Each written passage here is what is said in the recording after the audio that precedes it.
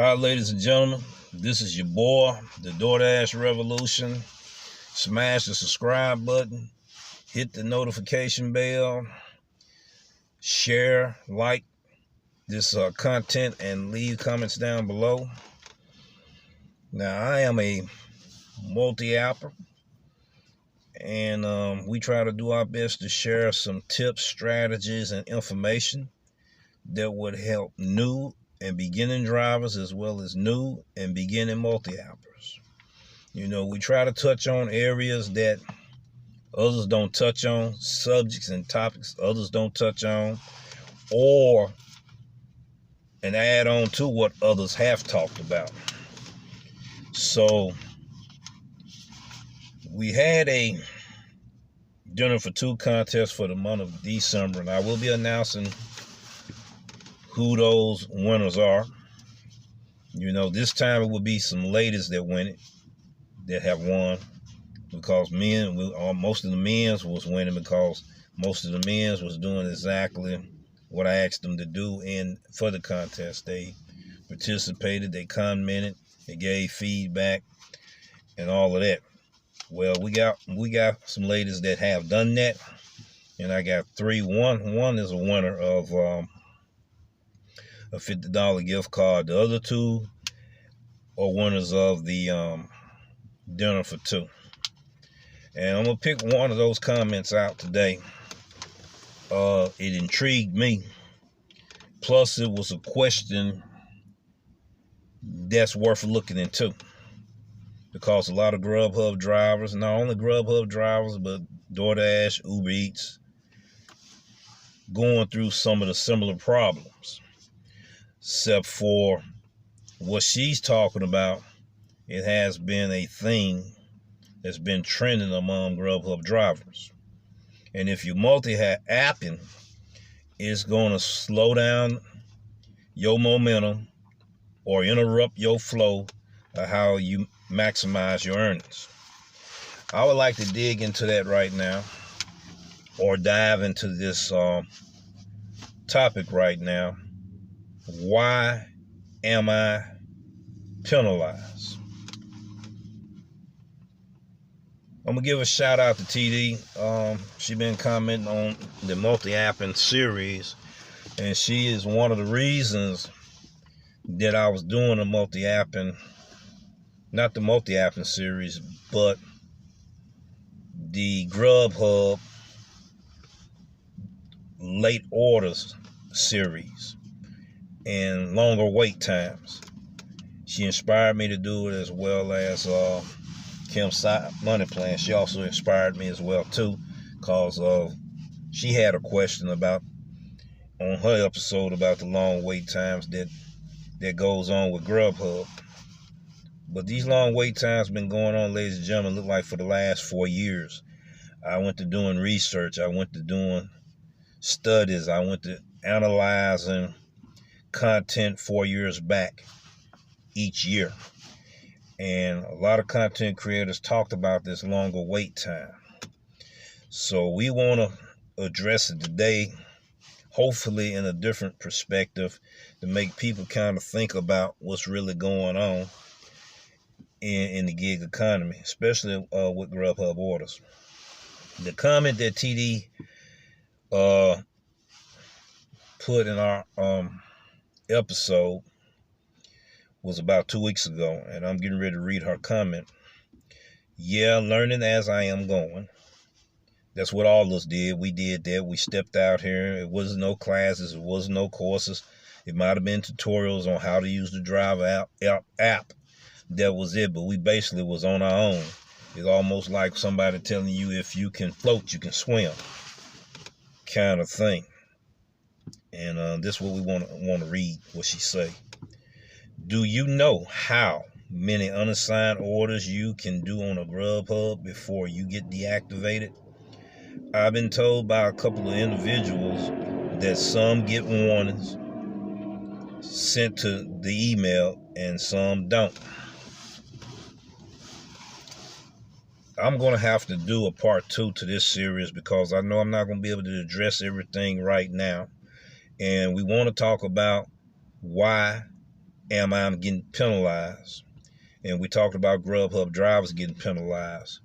But I think I need to go over part of the terms of service agreement that we agreed to once we started using this app. I thank you, TD, for your comment. GrubHub don't use the term unassigned. They use the term reject, or they use the term cancel. And what I want to talk about is in this series, well, episode, because it's gonna be a part 2 to it. Why am I being penalized? We're gonna be dealing with late orders, rejected orders, wait time. GrubHub penalizing drivers. Why are drivers getting penalized? When are they getting penalized? And how are they getting penalized is what we want to be able to discuss. But what we want to do is we want to talk about the GrubHub terms of service. It was updated, ladies and gentlemen, last year, January the 1st, 2001. And you can pull that information up by going in the driver's app, or you just look up GrubHub terms of service for drivers, and you will see this page right here, ladies and gentlemen. GrubHub delivery partner terms of service. And it talks about when it's updated. Updated and effective January the 1st, 2021. We're not going to go over this in its entirety because it's every one of our responsibility to have looked at this. It's each one of our responsibility to go over this. It's each one of us responsibility to review this thoroughly. It talks about GrubHub. And then it goes in about using the GrubHub driver app, which we're not going to discuss. It goes on and talks about GrubHub payment card, which we're not going to discuss. Our alcoholic beverage policy, we're not going to discuss that. Our materials and license to you, the driver, I'm not going to discuss that. But I am going to discuss the prohibited conduct. Now, the prohibited conduct, I call it the 21 Articles of Prohibited Conduct. Now, we're going to address this, but we're not going to address it in its entirety. And we're also going to talk about the quality of service. I think this is an area of concern that we need to look at so we can understand about being penalized and about deactivation. So when we get ready to look at this 21 articles of the prohibit code, by accessing the driver app, you agree to the following conditions. And it starts out with you will not.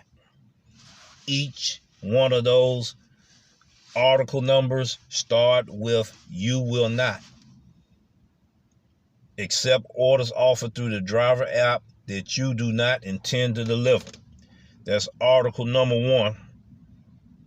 And we need to look at that. We agreed that we're not going to accept offers that we don't intend to deliver. And that's something we need to look at. And then we want to look at Article 6. You will not falsely report your geographic location to prevent the driver app from accurately reporting geographic location. Then we're going to deal with Article 16 in this prohibited conduct. Article 16 says this: you will not harass, annoy, intimidate, or threaten any GrubHub employee or employee agents engaged in providing any portion of GrubHub service. And then we're going to look at the quality of service. And we're going to read this to you. GrubHub's restaurant and diners expect a high-quality experience in using this platform. As a delivery partner with GrubHub, you agree to maintain a certain level of quality in order to continue using the platform. And having accessed GrubHub's network of restaurants and diners, GrubHub reserved the right to deactivate your access to the driver app if your service falls below the industry standards for like service in your region as determined by GrubHub in its good faith discretion.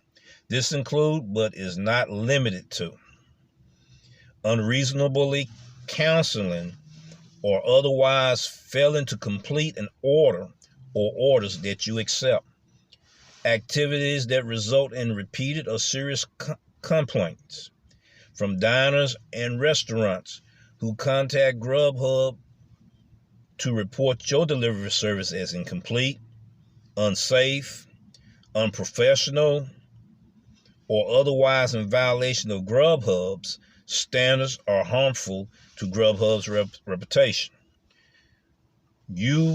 Your access to the driver's app may be deactivated if GrubHub determines in its good faith, reasonable discretion that you have materially violated these qualities of service and standards. All right, we want to address these questions, and I will review the terms of the service but we're only going to deal with those areas of concerns, those two areas of concerns that we need to look at: the articles of the prohibited conduct, the you will not phrase. Let's talk about it, ladies and gentlemen. Let's talk about this thing. So we looked at Article 1, and Article 1 talks about, and we're not going to be on it too long, it talks about, let me back. You will not accept offers through the driver app that you do not intend to deliver. Okay, when she asked that question and she talked among other delivery drivers, and they told her that drivers are being penalized and they're getting deactivated for having too many penalties. And you may get a written notification through email, and you may not get it. Some said they got the notification, some said they didn't get it and it got deactivated. One thing is, all right, the term of service, we agreed once we turn that app on and once we start driving, that once I accept the offer, I'm obligated to complete that offer. They said if we falsely report that, you will automatically get deactivated. All right. Now, what about you accept the offer and you go to the restaurant, and this is your first time going to this restaurant, ladies and gentlemen, and you did not know that they was notorious of having you wait there an hour to 2 hours. You did it the first time, and you happened to get another one, and you went. And you turn around and you rejected it. You rejected it, and then you moved on. You put down in the app the reason why you rejected it. I'm here. The order's not ready. They didn't put the order in until I got here. Now, I'm waiting 1 hour. I don't want to wait. I want to reject. Okay, when you reject the offer, you think, okay, I'm fine with that and I can move on. Until you look into the view earnings activity and you look at each one of your history of your activities of your pickups and drop-offs, you're going to see that it's removed with a penalty. Now, when you get too many of them, they're going to send you a notification. I'm going to have to look for it because I had it in my phone, but I won't be able to show it today. They're going to send you a notification. They're going to send you a notification letting you know that you're being red flagged and that you look like your activities may be possibly fraud, which means that you're doing something else besides accepting these orders, and you're doing it too often, and you don't have a reasonable act on why you are doing it. So your chances are really close to getting deactivated if you keep on doing this. Then they're going to send you some terms of their service agreement of what you're supposed to follow, the steps on how to maintain good standings with GrubHub. All right. Now, If you falsely report your geographic location, ladies and gentlemen, this the deal breaker right here. Or prevent or otherwise attempt to prevent the driver app from accurately reporting your geographic location. This right here is the deal breaker, ladies and gentlemen. They will get you a penalty and also will get you deactivated quicker than a hot New York mint. These areas that I'm concerned about is drivers manipulating the app. What do you mean by manipulating the app? You're driving at the location, boom, you confirm that you're there, and you drive off to another location, trying to pick up another order. But you say you're at this one, but you're not. Think about that for a minute. Not hitting confirm once you get the order. I'm hustling. I'm late getting there because I had to go use the bathroom or something came up or whatever. I didn't call them. So now I'm hustling trying to get there. I'm knowing I'm going to be extremely late. So now I'm finna manipulate the app by saying I got there 2 or 3 minutes sooner than I did get there.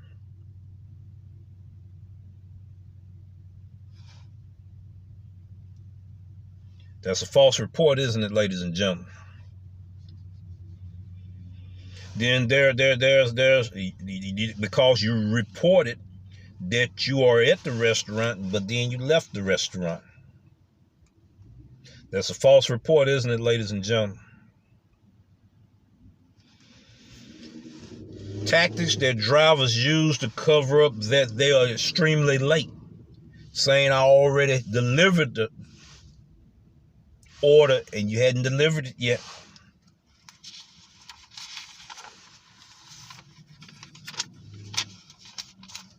Let's go to the QSO. We're going to deal with the quality of service. Okay. Number 1 tells us indicating that you have delivered an order or orders when you have not.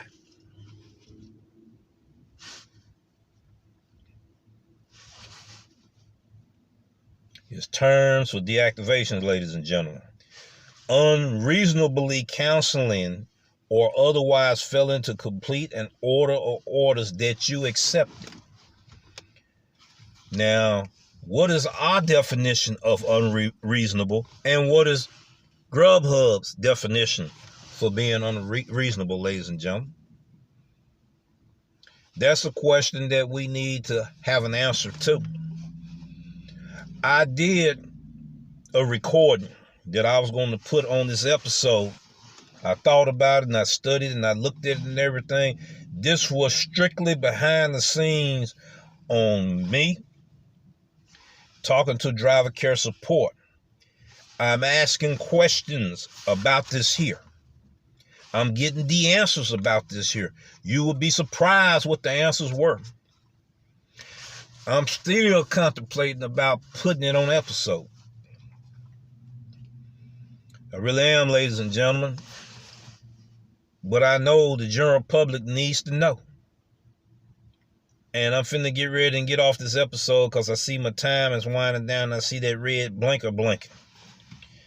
So, if you're interested in part 2 of this episode, viewers, subscribe to the channel. Those that haven't subscribed, hit the notification bell so you'll know when the next episode will come out so we can finish this topic. Why am I being penalized? Leave some comments down below. Tell me what you think about this episode. Tell me, was it something that you can get some value out of? Like, share this with other drivers, especially the new drivers, so they can survive and make some money too. They got a right to make some money. They got a right to take care of their family. They got a right to provide for their families, ladies and gentlemen. They got a right to have this information at their disposal. So I thank you for the time that you get a chance to listen to me. I thank all my subscribers. I thank the viewers. There's a lot of people that's viewing it. Hadn't decided is I'm going to subscribe or not. But if this is something that you're interested in, I would like for you to go ahead and do that. Have a great evening. Take care. Peace.